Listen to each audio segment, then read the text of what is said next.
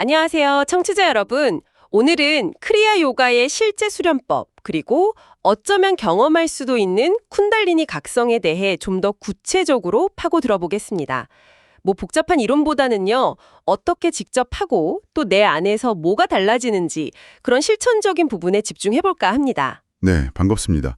크리아 요가는 단순한 스트레칭이 아니라 사실 호흡, 에너지, 또 의식을 다루는 굉장히 체계적인 방법이죠. 궁극적인 목표는 내면의 아주 깊은 고요함, 이걸 파라바스타라고 부르기도 하는데요.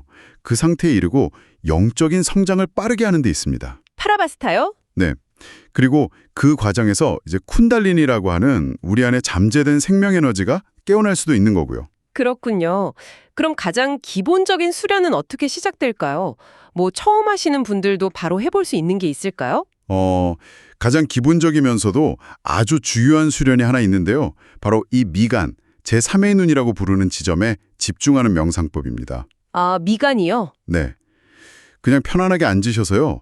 혹시 가능하다면 케차리 무드라라고 혀를 입천장 뒤로 넘기는 걸 하시면 더 좋고요. 케차리 무드라. 네.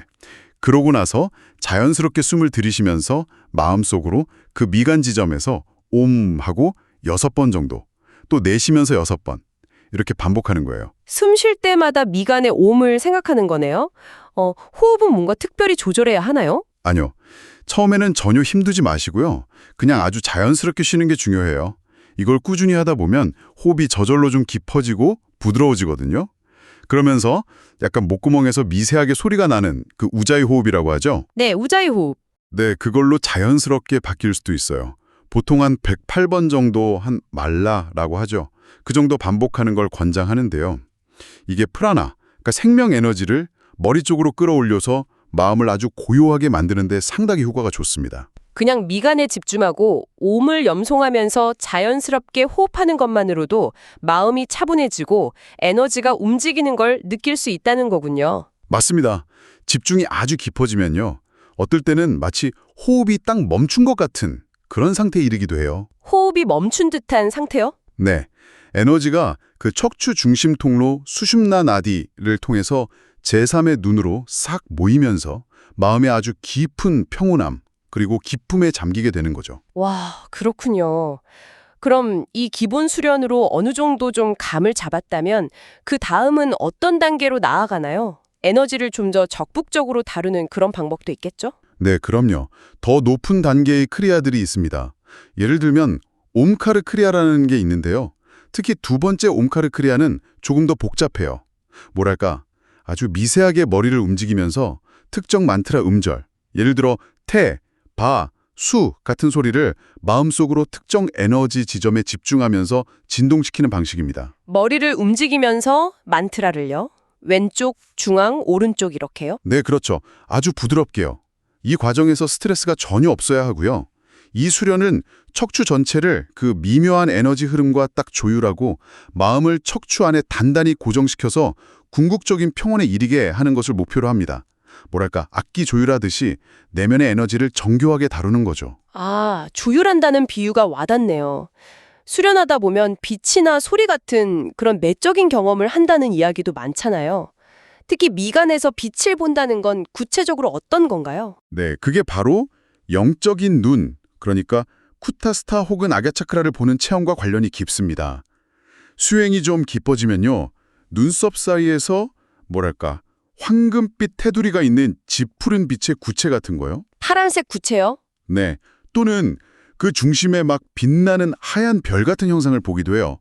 어떤 분들은 이걸 순수한 의식 속으로 내가 녹아드는 듯한 아주 강렬한 빛, 뭐 진정한 블랙홀처럼 묘사하기도 하고요. 그 내면의 빛 속에는 수많은 깨달은 존재들이 함께하고 있다, 뭐 이런 이야기도 있습니다. 와, 정말 신비로운 경험이네요. 이런 수련들이 결국에는 그 쿤달리니 각성으로 이어진다고 들었거든요. 쿤달리니가 정확히 뭐고 그게 깨어나면 어떤 느낌인가요? 쿤달리니 샥티는요. 척추 가장 아래쪽 그 물라다라 차크라에 잠들어 있다고 여겨지는 아주 강력한 신성 에너지예요. 이게 각성되면 척추를 따라서 뭔가 뜨겁거나 혹은 차가운 전류가 흐르는 느낌? 전류 같은 느낌? 네, 또는 뭐 저릿저릿하다거나 몸이 막 진동한다거나 아니면 진짜 뱀이 꿈틀거리면서 올라오는 듯한 그런 에너지의 상징감을 경험할 수 있습니다. 쿤달리니가 각성되면 몸이나 마음의 구체적인 변화 같은 것도 나타나나요? 네, 그럼요. 중심 에너지 통로인 수shum나 나디가 활성화되면 여러 변화가 나타날 수 있는데요. 예를 들어서 세상적인 것들에 대한 집착이 자연스럽게 좀 줄어들고요. 얼굴에 뭐랄까 눈에 띄는 광채가 돌기도 하고 아, 얼굴의 광채가? 네, 그리고 좀 더 평화로워지고 영적인 기운이 강해진다거나 또 질병에 대한 저항력도 강해진다고 알려져 있습니다.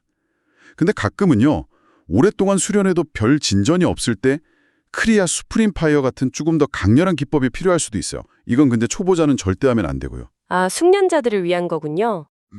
최소 90초 이상의 숨을 참을 수 있는 숙련자에게만 해당되고요.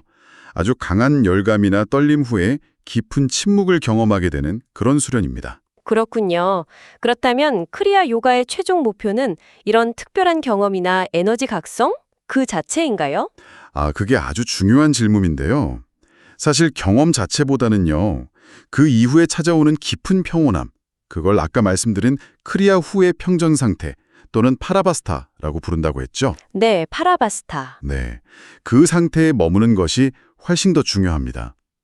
이게 바로 진정한 사마디, 그러니까 나라는 어떤 개별적인 생각이나 에고를 넘어서 순수한 의식 상태에 가까워지는 길이거든요.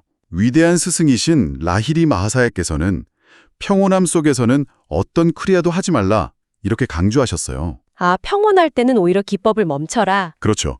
기법 수행 후에 찾아온 그 고요함 속에 그냥 깊이 머물면서 존재 자체를 느끼는 것, 그게 핵심인 거죠. 오늘 미간 집중 명상부터 시작해서 옹카르 크리아, 또 내면의 빛체험, 쿤달리니 각성의 여러 징후들, 그리고 궁극적인 목표인 파라바스타, 즉 깊은 내면의 고요함에 이르기까지 크리아 요가의 실천적인 여정을 한번 쭉 따라가 봤습니다. 네, 정말 중요한 것은 꾸준한 수련과 올바른 이해라고 생각합니다. 그리고 기법이나 어떤 신비한 현상 자체에 매달리기보다는요, 그것들을 통해서 도달하고자 하는 최종 목표, 그러니까 자기 자신의 본성을 깨닫는 것, 거기에 집중하는 태도가 필요하죠. 체험의 어떤 화려함보다는 수련 후에 찾아오는 그 고요함 속에서 편안하게 쉬는 것에 가치를 아는 것이 중요합니다. 네, 오늘 말씀 감사합니다. 마지막으로 청취자 여러분께 질문 하나를 남기면서 마무리할까 합니다. 만약 크리아 요가가 궁극적으로 추구하는 상태가 모든 생각과 형상을 넘어선 그저 순수한 고요함 그 자체의 알미라면요. 어쩌면 아주 복잡한 기법 없이도 바로 지금 이 순간 잠시 모든 걸 멈추고 그냥 조용히 현재에 머무르는 그 아주 짧은 찰나를 의식적으로 조금씩 늘려나가는 것. 그것 자체가 그 길로 향하는 아주 소중한 첫걸음이 될 수도 있지 않을까요?